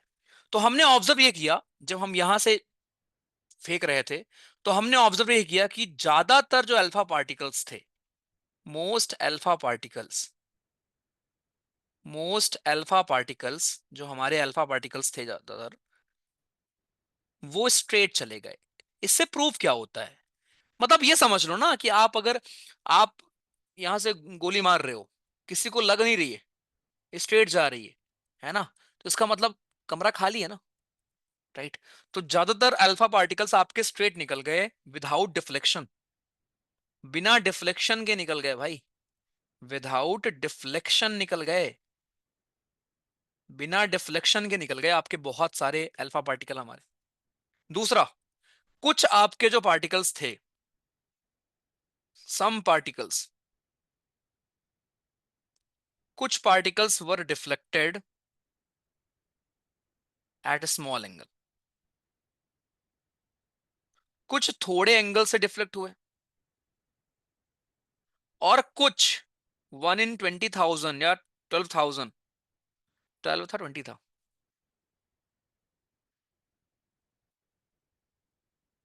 मतलब कुछ ऐसा गिवन नहीं है, 20 है, वेरी फ्यू, है ना, 1 in almost 20,000। One in almost 20,000 bounced back, पूरा 180 डिग्री पीछे आ गया, पूरा 180 डिग्री पीछे आ गया। इससे प्रूफ क्या होता है?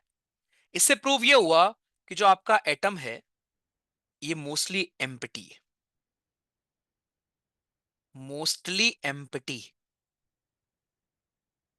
इससे प्रूफ ये हुआ कि बीच में कुछ तो है जो पॉजिटिव है और डेंस है, क्योंकि कुछ ऐसे थे जो हमारे स्मॉल एंगल से डिफ्लेक्ट हुए और एक है जो पूरा बाउंस हो गया। तो मतलब एक बार टकराया और पूरा आ गया, और बाकी टकरा के इधर उधर गए हैं और मोस्टली सीधे चले गए। तो इसका मतलब हुआ कि डेंस है और पॉजिटिवली चार्ज्ड, राइट। और इससे ये भी प्रूव हुआ आपका हमारा कि इलेक्ट्रॉन्स हमारे ऑर्बिट करते हैं यहाँ पर न्यूक्लियस को। ये भी बताया था रदरफोर्ड ने। रदरफोर्ड ने एक बात और बताई थी, ये बहुत इंपॉर्टेंट बात थी, कि इलेक्ट्रॉन्स हमारे ऑर्बिट करते हैं न्यूक्लियस को। Electrons orbits nucleus, electron orbit करते हैं न्यूक्लियस को, ये बात भी रदरफोर्ड ने बताई। जो कि क्यों करते हैं वो एक्सप्लेन नहीं कर पाए थे, राइट। उनको एनर्जी कहां से मिलती है घूमने की, वो चीज वो एक्सप्लेन नहीं कर पाए। लेकिन ये चीज ध्यान रखना कि न्यूक्लियस की खोज कैसे हुई थी, इस प्रकार से हुई। तो प्लम पडिंग मॉडल से ये आपका हुआ, एंड फिर आपका ये हुआ।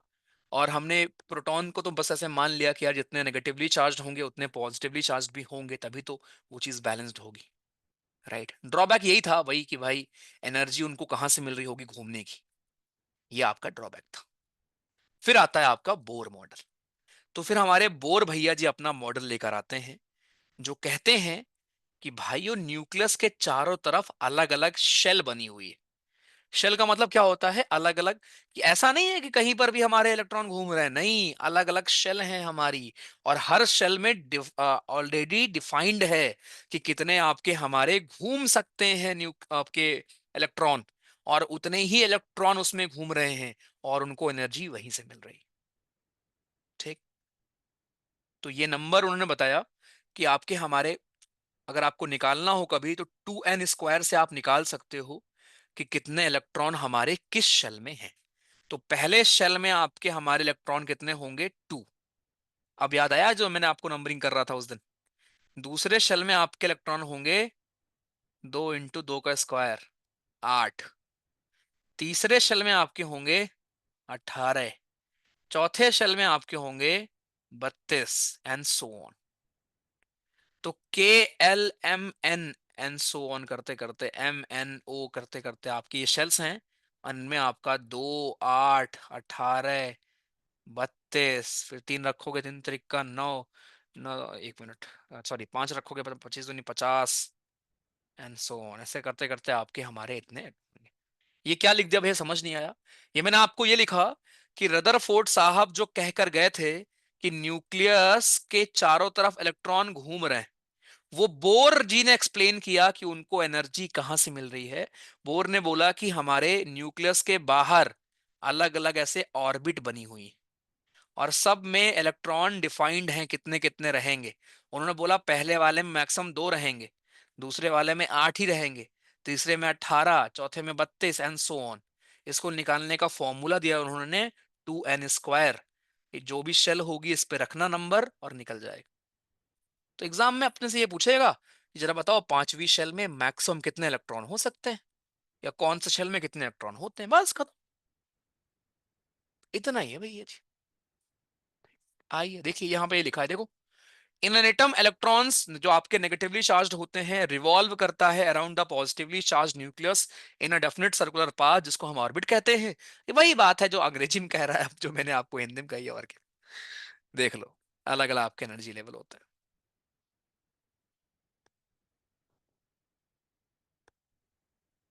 देख लो, maximum number of electron that can be accommodated in the outer most orbit, last वाले में आपके मैक्सिमम 8 ही हो सकता है।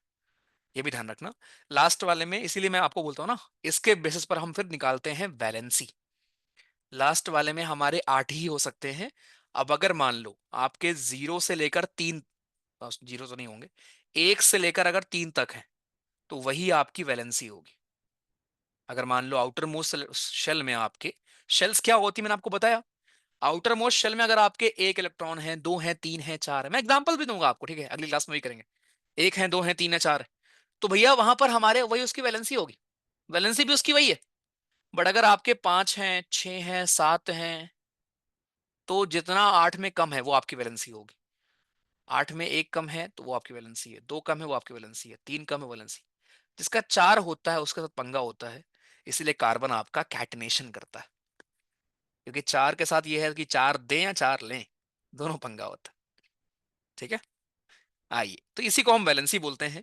वैलेंसी में बस एक चीज ध्यान रखना है, वो है याद करने वाला, वो है आपका हमारा फॉस्फोरस का, कि उसकी दो वैलेंसी होती है।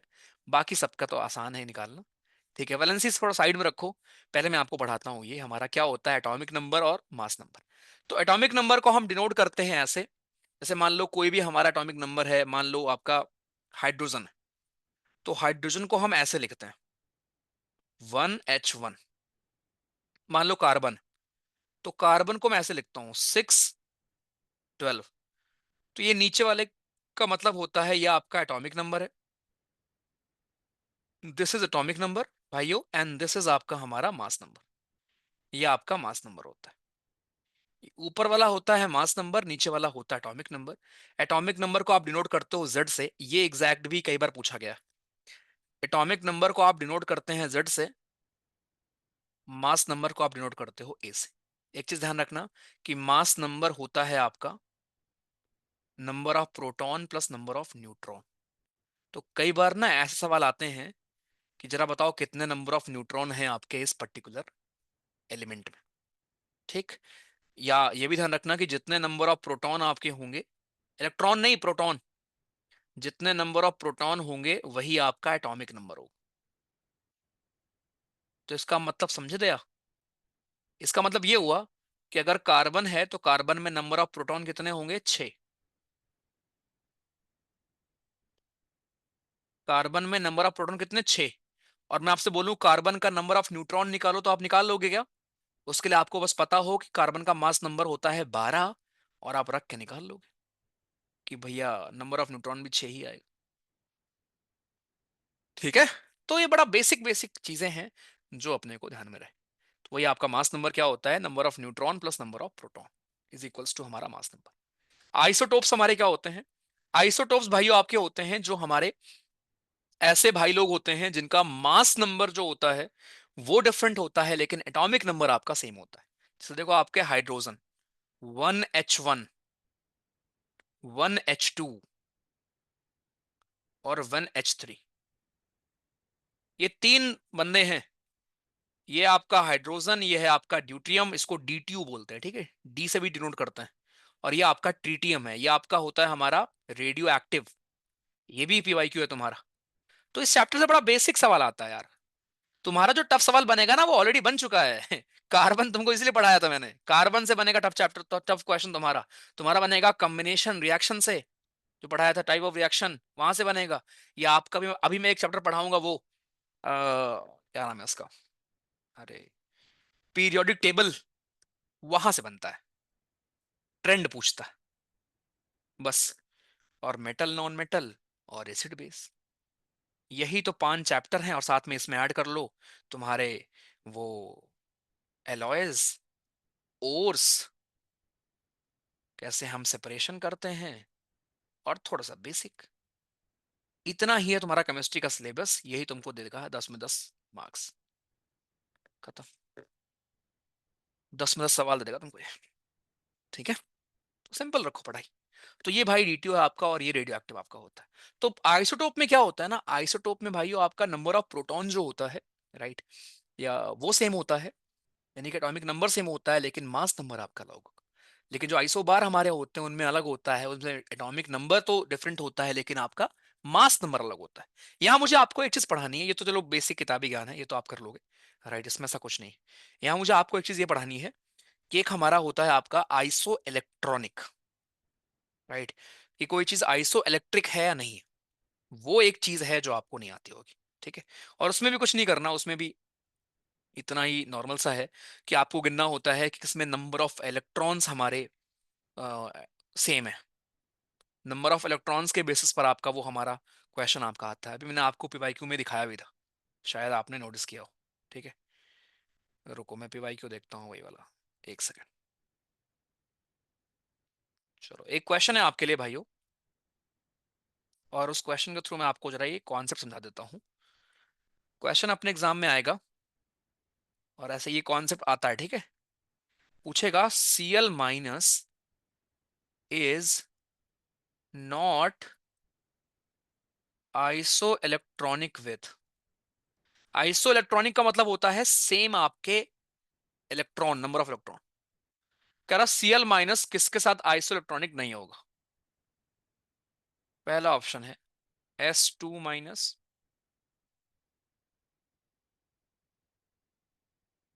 Sodium 3 plus,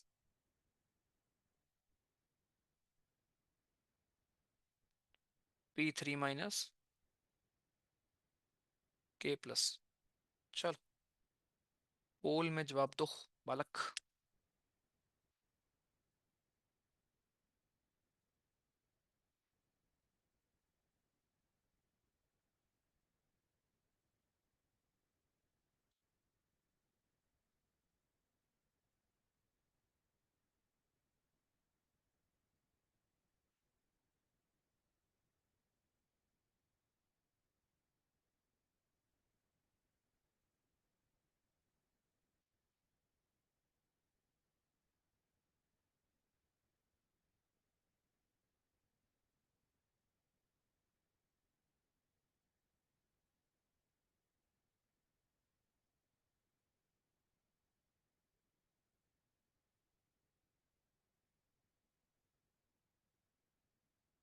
done. दो आंसर है क्या इसमें? नहीं पता ना, क्योंकि आपको अभी प्लस और माइनस का कॉन्सेप्ट नहीं पता। यहां पर ये भी सीखेंगे आप अभी।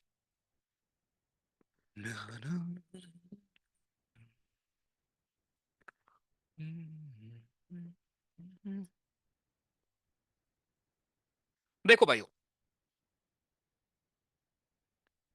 आपके ऊपर माइनस साइन कब आता है, लिखना ध्यान से। माइनस साइन तब आता है जब आप कर्ज में होते हो, नहीं, जब आप गेन करते हो, जब आप ले लेते हो किसी से। ऐसे याद रखना, जब आप ले लेते हो किसी से, ले लेते हो किसी से, लेके खाते हो उस, तब आपके ऊपर माइनस साइन आता है।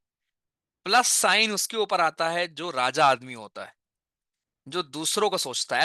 ऐसे याद रखना कि प्लस साइन उसके ऊपर आता है जो दूसरों को खिला के खाता है, जो दूसरों को देता है। तो ये आपका क्या है भाइयों, ये आपका है हमारा पोटेशियम। नॉर्मली पोटेशियम के पास कितने आपके नंबर ऑफ इलेक्ट्रॉन होते हैं? 19, है ना। जितने आपके एटॉमिक नंबर, उतना ही नंबर ऑफ इलेक्ट्रॉन होता है। तो पोटेशियम के पास नंबर ऑफ इलेक्ट्रॉन कितने हैं? 19 है, राइट। लेकिन प्लस ऊपर लगने का मतलब क्या हुआ कि एक इसने किसी को दे दिया है, और एक प्लस लगने का मतलब क्या है कि एक दिया है। तो अब कितने बचे इसके पास? 18 बचे। कितना इंटरेस्टिंग है। ये आपका हमारा क्या है भैया जी? पीजी है हमारे, फास्फोरस जी। इनका नंबर होता है 15। इनके ऊपर तीन तो माइनस लगा है। तीन माइनस का मतलब होता है इन्होंने तीन किसी से लिया है उधार, तो इनके पास इलेक्ट्रॉन हो गए हैं 18। ये है तुम्हारे सोडियम जी 11। इनके ऊपर तीन प्लस है, मतलब इन्होंने तीन किसी को दान दे दिया है, इनके पास 8 ही बचा। और ये है तुम्हारे सल्फर जी। सल्फर का नंबर 16 होता है। माइनस का मतलब इनको हमारे -2 का मतलब दो इन्होंने किसी से ले लिया है, 18। आपसे पूछा यह गया था कौन इसमें आइसो इलेक्ट्रॉनिक नहीं है। आइसो इलेक्ट्रॉनिक का मतलब होता है सेम, किसमें आपके सेम नंबर ऑफ इलेक्ट्रॉन नहीं है। इसमें भी 18 है, इसमें भी 18 है, इसमें भी 18 है, इसके पास 18 नहीं थे। क्या बेहतरीन, कितना मस्त लगा आपको। तो ये चीज ध्यान रखना, ऐसे सवाल ना मिलेंगे अपने एग्जाम में भाई, राइट। तो जिसके पास माइनस साइन है वो भाई आपका दा लेके खाया है, राइट। लेके खाया है आपका। बट इसके पास प्लस साइन है, वो दूसरे को दे के खाया है। अब मैं एक काम करता हूँ, एक और सवाल बना लूं क्या? बना देता हूँ, रुको। एक और सवाल बनाता हूँ आपके लिए यहीं पर। देखते हैं आप अब कर पाते हैं क्या। विच ऑफ द फॉलोइंग, इसीलिए मैं कह रहा हूँ कि 20 तक एटॉमिक नंबर याद कर लेना और मास नंबर भी याद कर लेना।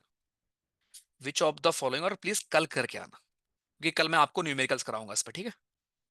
वो और न्यूमेरिकल्स की कितने नंबर ऑफ एटम्स होते हैं, अवोगाद्रो नंबर वाले।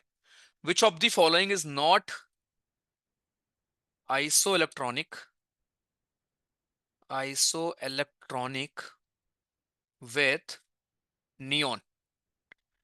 नियॉन के साथ कौन आइसो इलेक्ट्रॉनिक नहीं है, ये पूछा गया। पहला। दूसरा।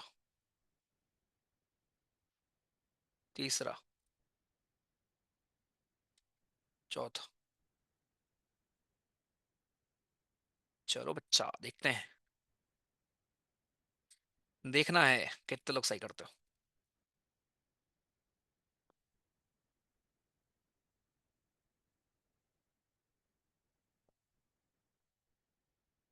थोड़ा पॉज ले लो।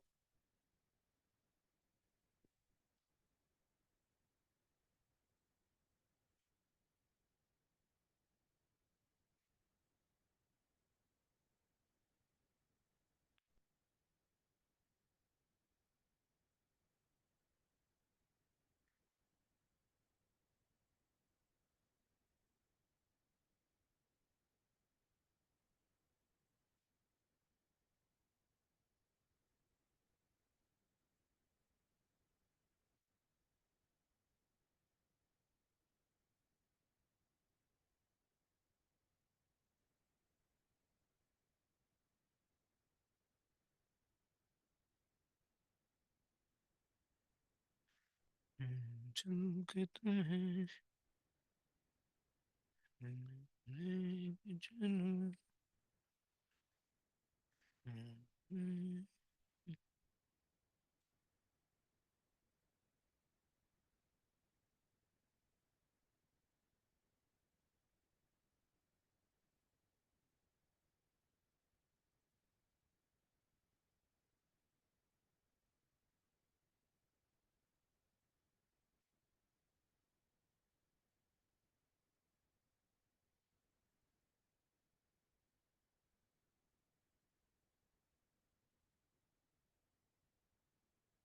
हो गया भैया।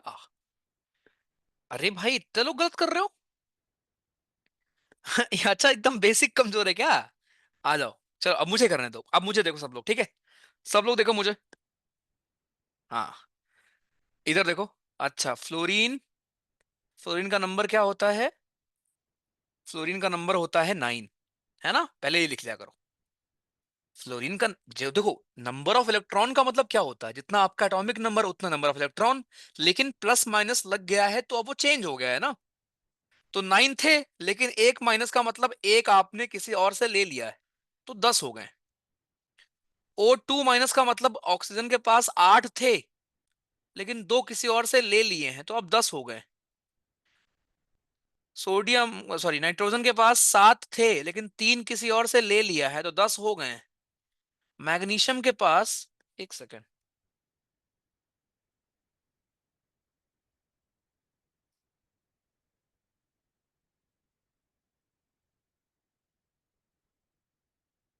ऑप्शन रॉन्ग हो गए क्या? नु नु नु नु नु नु नु नु नु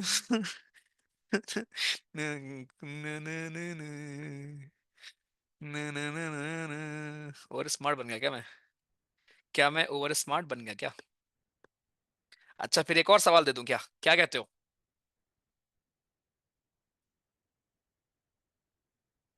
लो फिर। वही मैं सोचू यार, इतने लोग गलत कैसे कर रहे हो यार।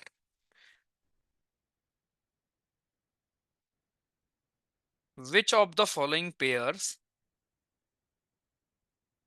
Which of the following pairs is iso, एक और बनाता हूं, चलो, आइसो इलेक्ट्रॉनिक, ठीक है? इस बार ऑप्शन गलत नहीं दूंगा, चलो। कौन सा पेयर आइसो इलेक्ट्रॉनिक है भाइयों?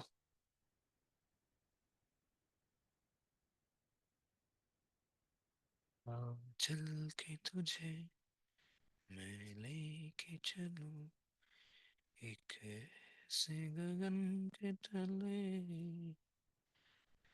जहाँ गम भी ना आंसू भी ना हो। All of these. चलो। बस प्यार ही प्यार चले।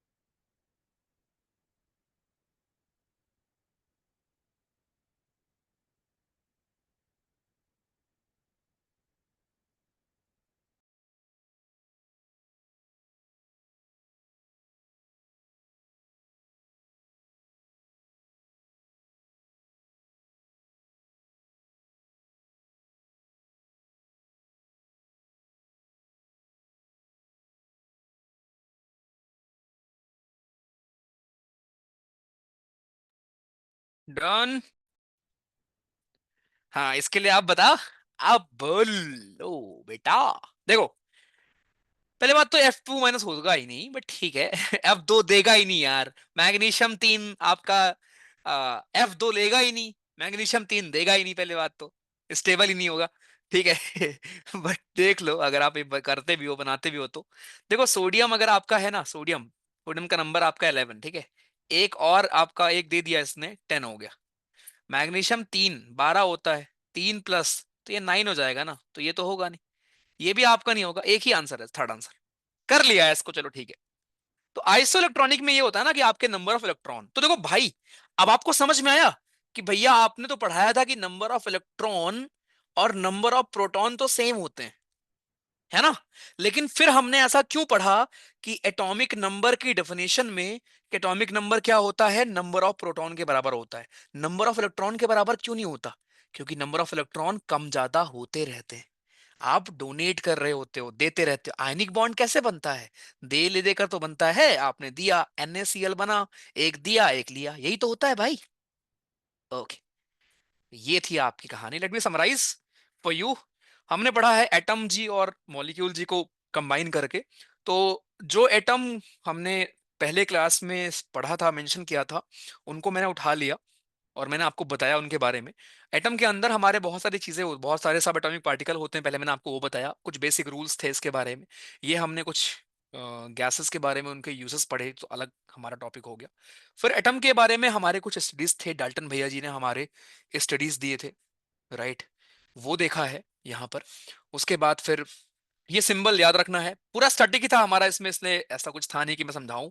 यहाँ पर ये आपको याद रखना है, ये स्टैटिक सिंबल याद रखना है अपने को, राइट। किसने क्या बोला वो याद रखना है ऑल्सो। उसके बाद ये जो पोर्शन था, ये वाला पोर्शन, ये स्किप किया था मैंने, बिकॉज इस पे हम न्यूमेरिकल कल करेंगे, राइट। और उसके बाद ये अंतर ध्यान रखना, इलेक्ट्रॉन प्रोटॉन न्यूट्रॉन में अंतर ये होता है, प्रोटॉन आपका प्रोटॉन और न्यूट्रॉन आपके न्यूक्लियस के अंदर होता है। कोई भी आपका एटम है भाइयों, कोई भी एटम है, एटम में न्यूक्लियस होगा, न्यूक्लियस के अंदर आपको प्रोटॉन मिलेगा और आपको न्यूट्रॉन मिलेगा, लेकिन इलेक्ट्रॉन आपको बाहर मिलेंगे। ठीक। जो आपका एटॉमिक नंबर होगा वो नंबर ऑफ प्रोटॉन के बेसिस पर हम बताते हैं। इलेक्ट्रॉन चेंज होता है, आप किसी को देते हो तो आपके ऊपर प्लस साइन आता है, आप किसी से लेते हो तो आपके ऊपर माइनस साइन आता है। उसके ऊपर हमारा आइसो इलेक्ट्रॉनिक वाले क्वेश्चंस हमारे आते हैं। फिर हमने डिस्कवरी कैसे, वो हमने देखा यहाँ पर, खत्म। क्वेश्चंस मैंने आपको देखा, बाकी न्यूमेरिकल्स कल मैं कराऊंगा इसके ऊपर। मजा आया।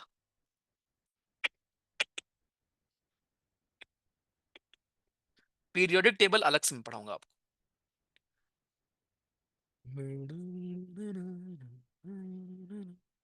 उसमें ट्रेंड्स आप अलग से पढ़ोगे। बुद्धि जी, दोबारा बुद्धि लगा के सर्च करके आइएगा। ये लिखा है फोन नंबर भैया। ओके वाकेश जी।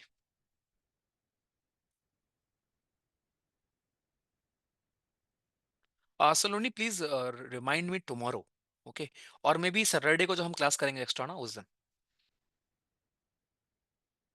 एक रिक्वेस्ट है कि आप फर्स्ट क्लास की रिकॉर्डिंग थोड़ा जल्दी अपलोड, भाई यार थोड़ा तो टाइम लगता है ना यार। हाँ 12 से पहले तो हो जाती, अभी हो गई होगी यार, क्या बात कर रहे हो, अभी तुमको लाइव दिखाता हूँ रुको।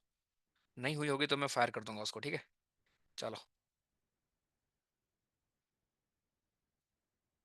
अगर नहीं हुई होगी तो आई फायर। अच्छा मुझसे भी लॉगिन कराएगा क्या ये, इसको पता नहीं हम कौन है।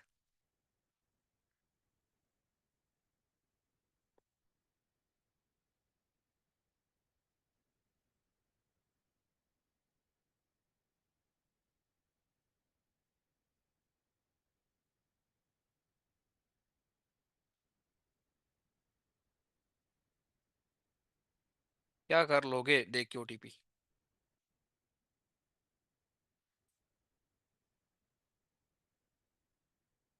बैच का एक्सेस है भी मेरे पास कि नहीं है।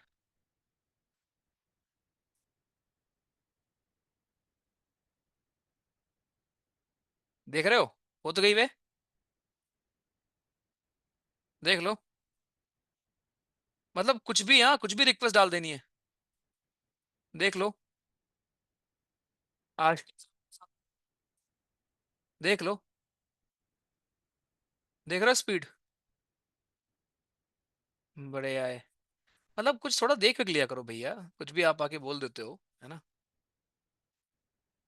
और ये मॉक दे दो भाई सब लोग। आई नो एग्जाम तक इसको 15,000 20,000 तक दे देंगे, बट अभी सो रहे हैं बाकी लोग। सीडीएस एनडीए के अवेलेबल हो जाएंगे, अभी आप कैट का वन अवेलेबल है।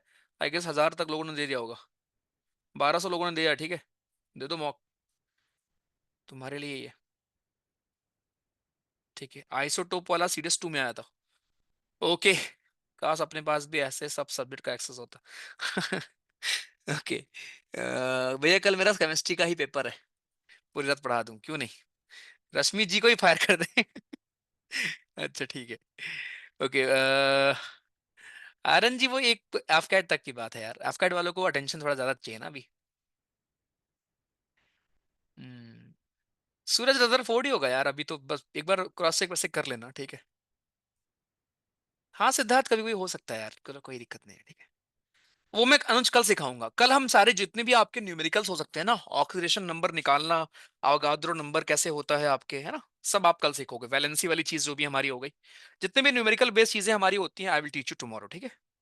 और कल ही फिर हम ट्रेंड्स पढ़ेंगे, और कल ही हम खत्म कर देंगे केमिस्ट्री को। फिर मंडे से आप हिस्ट्री एंड पढ़ेंगे हम लोग क्या, आपको पता है अंग्रेजी, बच्चा ध्यान रखो। चलो, गूगल फॉर्म करना अच्छे से सब लोग, take care, all the best, God bless you, good night.